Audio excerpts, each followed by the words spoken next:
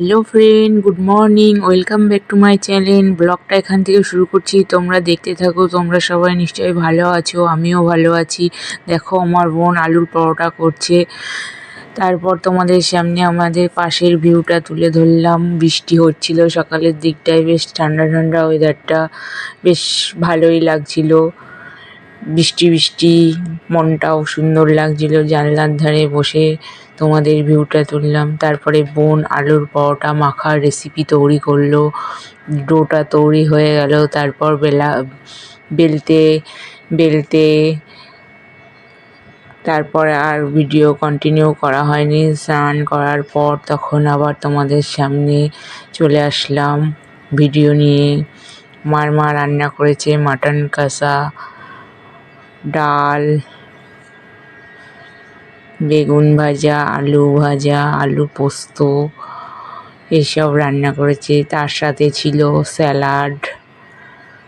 তারপর আমার মেয়ে বলল যে মা আমাকে একটু ভিডিও করে দেবে, আমি ভাত খাচ্ছি, বন্ধুদেরকে দেখাও।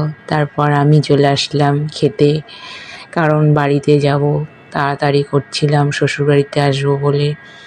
তাড়াতাড়ি করে ভাতটা খেয়ে নিলাম। খেয়ে দিয়ে রেডি হয়ে নিলাম। রেডি হয়ে আস্তে আস্তে বেরিয়ে পড়লাম। মনটা একটু খারাপ খারাপ করছিল, পড়লেও কিছু করার নেই। মানডে থেকে মেয়ের স্কুল আছে, স্কুলে যেতে হবে, বুকস দেবে। তার জন্য আর দেরি করলাম না, গেলাম। আস্তে আস্তে যাচ্ছি, এই রাস্তার ভিউটা তুলে ধরলাম। বেশ ভালোই লাগছিল, ওয়েদারটা ঠান্ডা ঠান্ডা ছিল। মেয়েও ঘুমাচ্ছিল কোলে। তারপর আবার বাড়ি চলে এসেছিলাম, আর ভিডিওটা কন্টিনিউ করা হয়নি। তারপর আবার সন্ধ্যেবেলা একটু মনে পড়লো তোমাদের সামনে চলে।